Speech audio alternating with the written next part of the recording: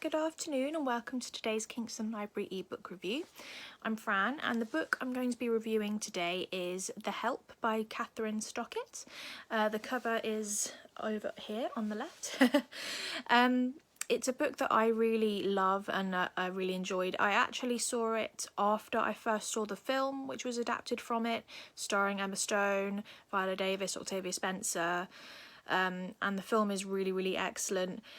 And the book is, as always, better, although not that much better, as I said, the film is an excellent adaptation. It's a really well written book, and it's really evocative and really makes you feel things and really makes you think. You really can't put it down. There are really great characters that you root for and some characters who you absolutely hate. There's definitely one or two characters in this book that are some of the most deplorable, hateful characters you've ever read. And I think if an author can make you really despise someone, then they've done a good job. The book does fit into a few of our categories for our adult reading challenge. As always, it fits into number 15, which is a librarian recommendation. Number 23, which is a book that'll make you laugh. It does have moments that heartwarming moments that'll make you laugh.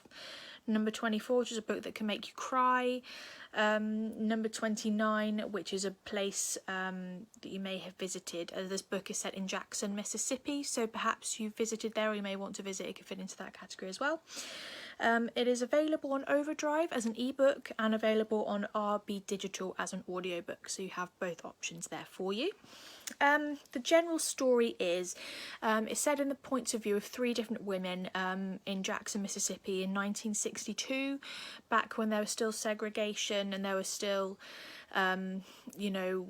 black people working as maids or gardeners, they're there to help, and it sort of shows the societal disparity there and the racism that goes along with it. And the three main characters are, two of them are maids named Aibeline and Minnie, who individually work for two white women in the town who are friends, and so they are friends. And the third woman is a white woman named Skeeter, who comes back from university to find that her childhood maid has gone missing. And the whole thread running through it is of these maids raising white children, and then the children growing up to be the boss.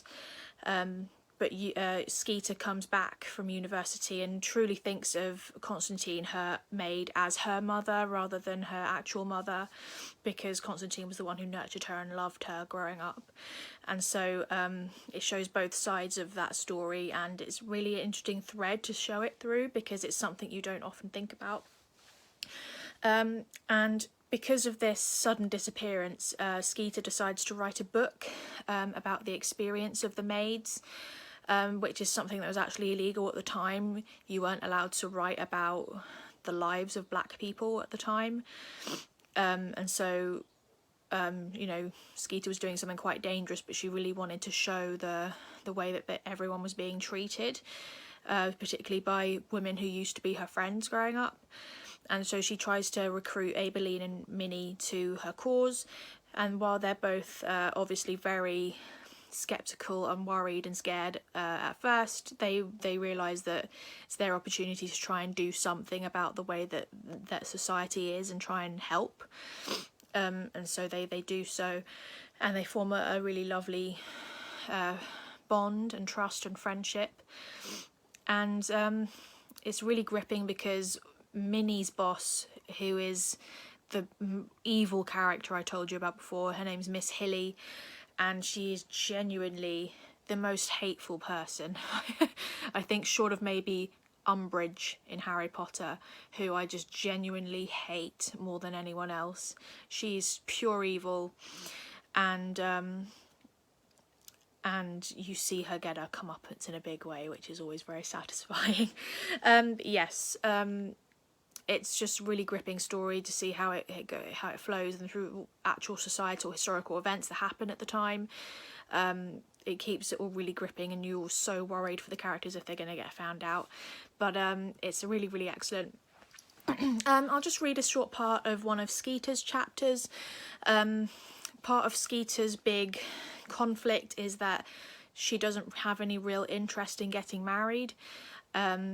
She wants to be a writer and to have a big career and to live for herself, which in the 60s was probably quite a scandalous notion, and her mother is desperate for her to find a husband, and so that's their main sort of conflict between the two characters. So I'll just read a short amount of that. I think about how things are different between Hilly and me since I came home from school, but who's the different person, her or me? Did I tell you, Mother says, Fanny Petro got engaged. Good for Fanny. Not even a month after she got that teller job at the Farmer's Bank. That's great, Mother. I know, she says, and I turn to see one of those light bulb popping moments of hers. Why don't you go down to the bank and apply for a teller job?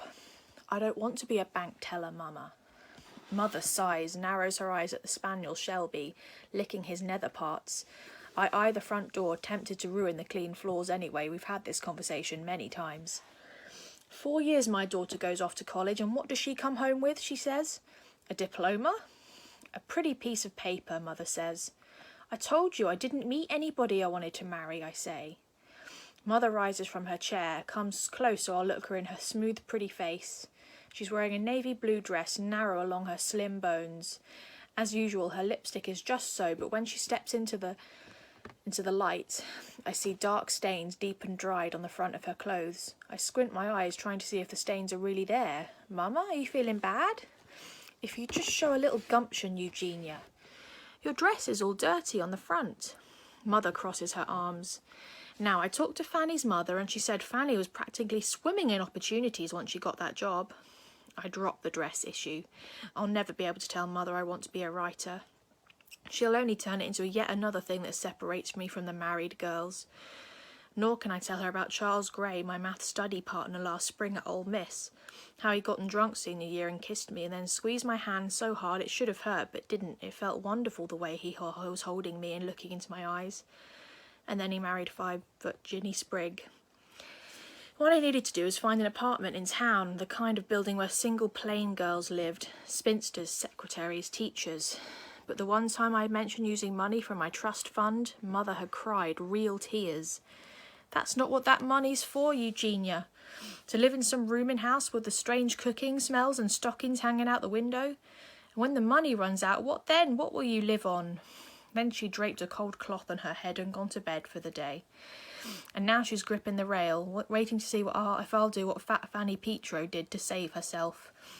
My own mother is looking at me as if I completely baffle her with the state of my looks, my height, my hair.